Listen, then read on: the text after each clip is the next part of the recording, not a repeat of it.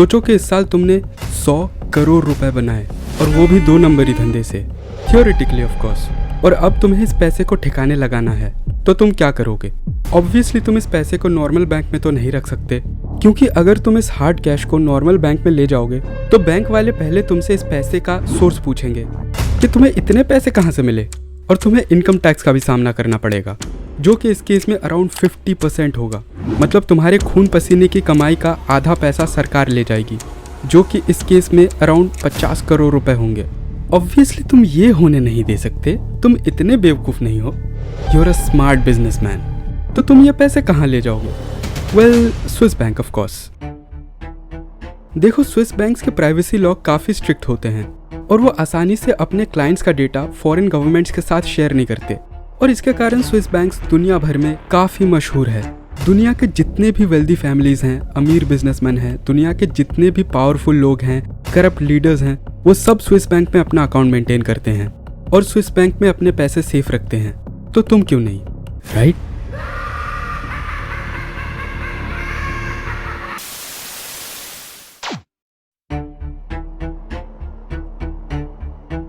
Switzerland को धरती का स्वर्ग माना जाता है, it's heaven on earth, you know. और स्विस बैंक्स को काले धन का स्वर्ग माना जाता है। इनफैक्ट 1934 में स्विस गवर्नमेंट ने एक बैंकिंग सीक्रेसी एक्ट पास किया, जिससे उन्होंने स्विस बैंक्स के ऊपर कड़ी पाबंदी लगाई। अपने अल्ट्रा रिच क्लाइंट्स का बैंकिंग इंफॉर्मेशन शेयर ना करने की पाबंदी फॉरेन गवर्नमेंट्स के साथ। मतलब इन शॉर्ट, अब से कोई भी स्विस बैंक अपने क्लाइंट्स का इंफॉर्मेशन किसी भी फॉरेन कंट्री के साथ शेयर नहीं करेगी। और स्विस गवर्नमेंट के इस मूव के बाद स्विस बैंकर्स को तो मतलब बैंकिंग के दुनिया का स्विस आर्मी नाइफ मिल गया। स्विस बैंक्स को प्राइवेट बैंकिंग का गोल्ड स्टैंडर्ड माना जाने लगा। प्राइवेट बैंकिंग मतलब जहां बैंक्स अपने हाई नेटवर्थ क्लाइंट्स का पैसा मैनेज करते हैं with complete secrecy and anonymity. मतलब तुम्हारे 100 करोड़ ठिकाने लग जाएंगे और किसी को पता नहीं चलेगा। स्विस गवर्नमेंट ने स्विट्जरलैंड को लीगली काले धन का सेफ हेवन बना दिया, और इसके कारण हर साल हजारों करोड़ों रुपए स्विस बैंक्स में आने लगे। दुनिया के जितने भी अल्ट्रा रिच फैमिलीज हैं, बिजनेसमैन हैं, गैंगस्टर्स, स्मगलर्स, अफ्रीका के डिक्टेटर्स, थर्ड वर्ल्ड कंट्री के करप्ट लीडर्स, सबने अपना काला पैसा स्विस बैंक में डिपॉजिट करना चालू कर दिया। इनफैक्ट कुछ रिपोर्ट्स का मानना है कि स्विस बैंकर्स ने सेकेंड वर्ल्ड वॉर के दौरान बहुत सारे पावरफुल नाजी ऑफिशियल्स को उनका लूटा हुआ पैसा छुपाने में भी मदद किया। Switzerland, where the banks kept your information very secret. They didn't share information with other governments. Helps protect the wealth of the world's richest people. The Nazis may be hiding gold in Swiss bank vaults. African dictators and despots that have siphoned off state funds. That money has found its way into the Swiss banks. पर क्या है ना कि इस दुनिया में कुछ भी परमानेंट नहीं है, स्वर्ग भी नहीं। और वो अंग्रेजी में कहते हैं ना, what goes up must come down.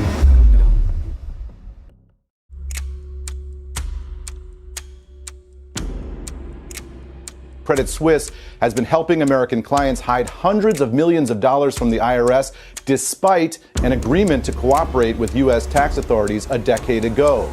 तो 2000s के दौरान स्विस बैंक्स ने यूएसए के अमीर क्लाइंट्स के सामने अपने आप को हेवीली मार्केट किया कि तुमको टैक्स देने से बचना है, अपने 100 करोड़ छुपाने हैं, तो हमारे पास आओ, हम तुमको हेल्प करेंगे।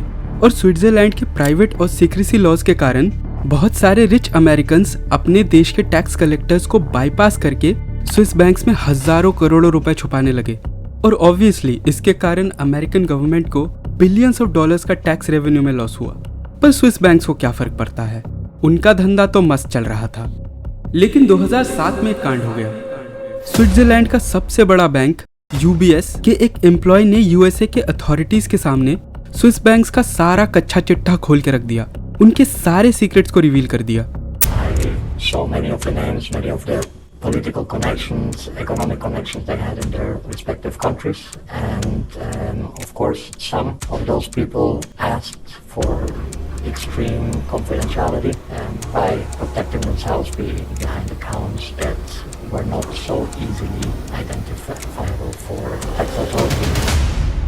यूबीएस के इस एम्प्लॉय ने क्लेम किया कि स्विस बैंक्स ने अमेरिकन क्लाइंट्स को इलीगल तरीके से टैक्स कलेक्टर्स से बचने में हेल्प किया। इस बंदे ने स्विस बैंक्स के सीक्रेट बिजनेस मॉडल को एक्सपोज करके रख दिया।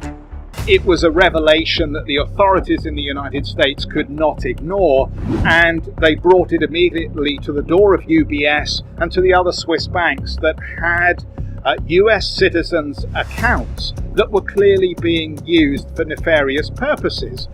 That resulted in years of litigation. Americans who hold two passports, they open the Swiss account in the foreign passport, and they just put their American passport in the pocket and their IRS obligations in their pocket. फिर Panama paper leak हुआ, जिससे ये पता चला कि Switzerland के दो सबसे बड़े बैंक यूबीएस और क्रेडिट स्विस ने अपने वेल्दी क्लाइंट्स को उनका पैसा छुपाने में मदद किया।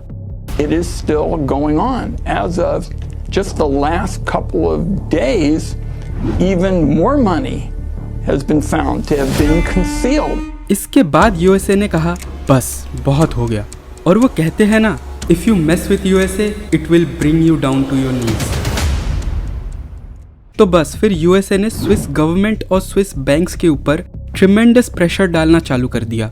इनफैक्ट 2010 में यूएस गवर्नमेंट ने foreign account tax compliance act introduce किया, जिसमें उन्होंने साफ साफ कहा कि अब से अमेरिकन सिटीजन्स और बिजनेसेस को अपने फॉरेन एसेट्स यूएस गवर्नमेंट के सामने रिवील करना पड़ेगा और उन एसेट्स पे टैक्स भी पे करना पड़ेगा।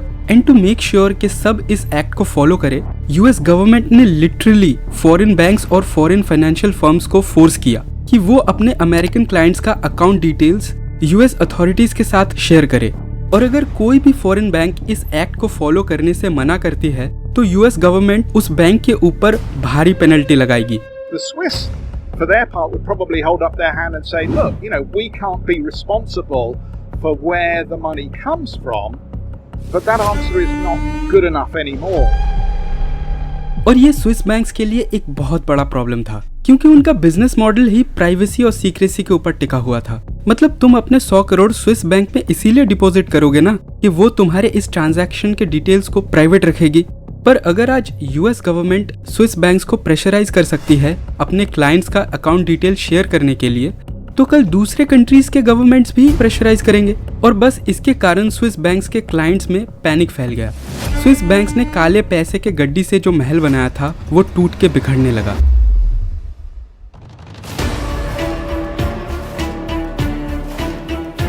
तो यूएसए के रेगुलेटर्स अपने टैक्स कंप्लायंस लॉज को काफी स्ट्रिक्ट बना रहे थे फॉरेन बैंक्स के लिए। इनफैक्ट अमेरिकन अथॉरिटीज ने 85 स्विस बैंक्स को आइडेंटिफाई किया जिन्होंने अपने अमेरिकन क्लाइंट्स को इलीगल तरीके से टैक्स चोरी करने में हेल्प किया, और इनके ऊपर काफी सालों तक इन्वेस्टिगेशन चलाया और इन्हें गिल्टी पाया। इन 85 बैंक्स के ऊपर अमेरिकन गवर्नमेंट ने इन टोटल $5.5 बिलियन का हेफ्टी पेनल्टी लगाया। In years of litigation between the Swiss banks and US authorities, which ultimately resulted in billions of dollars worth of fines being paid out. अब इन 85 banks में से जिस bank का नाम सबसे ऊपर था वो था क्रेडिट स्विस, और ऑब्वियसली सबसे ज्यादा पेनल्टी भी क्रेडिट स्विस ने ही पे किया यूएस गवर्नमेंट को, जो कि इस केस में अराउंड $2.6 बिलियन है। Credit Suisse pled guilty to aiding and assisting U.S. taxpayers in filing false tax returns and agreed to pay a $2.6 billion penalty. तो यूएसए क्रेडिट स्विस के ऊपर ह्यूज पेनल्टी लगा ही रहा था कि अब स्विस कोर्ट ने भी क्रेडिट स्विस के ऊपर $2 मिलियन का फाइन लगा दिया, क्योंकि ये बैंक बल्गेरिया के कुछ ड्रग डीलर्स को मनी लॉन्ड्रिंग करने में मदद कर रहा था। The Swiss banking giant has been making headlines recently due to a series of high-profile scandals and financial losses. The bank has been facing mounting pressure from investors and regulators following its involvement in several scandals. 2018 में US government ने फिर से Credit Suisse bank को money laundering और फ्रॉडरी के case में guilty पाया और इस बैंक पे $475 मिलियन का फाइन लगाया। अब ये सब देखने के बाद यूरोपियन यूनियन वाले कंट्रीज भी कहाँ चुप रहने वाले थे। यूरोपियन यूनियन के कंट्रीज ने भी अपने तरफ से इन्वेस्टिगेशंस चालू कर दिया स्विस बैंक्स के खिलाफ, और यूरोपियन यूनियन ने भी स्विस बैंक्स को गिल्टी पाया काफी सारे केसेस में, जिसके कारण स्विस बैंक्स को ह्यूज फाइन्स पे करना पड़ा यूरोपियन यूनियन के मेंबर्स को। इन सब इंसिडेंट्स के कारण स्विस बैंक्स का कैश आउटफ्लो बढ़ता ही जा रहा था और रेगुलेटर्स के स्ट्रिक्ट टैक्स कंप्लायंस लॉज उनका धंधा मुश्किल कर रहा था। उनके लिए नए क्लाइंट्स, नए डिपॉजिट्स लाना दिन बर दिन मुश्किल होता जा रहा था। Ultimately, they just had to pay the fines. But the consequences, obviously, has been a significant hit to earnings. And the shareholders don't like that, and the management don't like that. 2004 में Swiss banks global wealth management में 9% का share रखता था, जो सिर्फ 5 सालों में 4% पे आ गया, मतलब आधा हो गया। 1990s के दौरान स्विट्जरलैंड में 400 से भी ज्यादा बैंक्स थे, पर 2019 तक आते आते स्विट्जरलैंड के 1/3 बैंक्स आउट ऑफ बिजनेस हो गए। We are in a very challenging situation. We need to address that. Swiss banking has changed incredibly over recent decades, but in the last 10 years, I think you can see that shift has accelerated.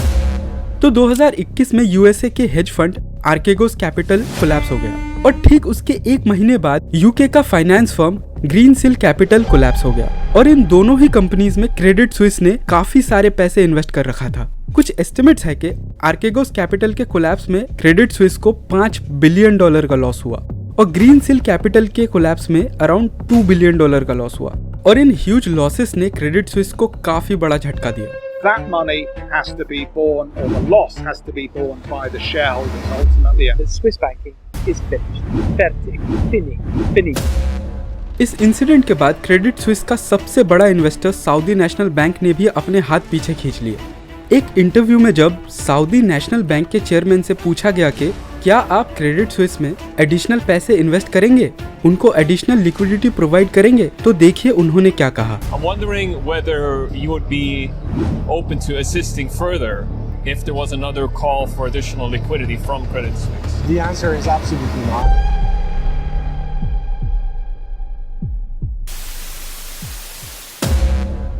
That's it दोस्तों, ये video खत्म होता है। अगर आपको video अच्छा लगा तो लाइक एंड सब्सक्राइब जरूर करना और अपने फ्रेंड्स एंड फैमिली के साथ ये वीडियो जरूर शेयर करना।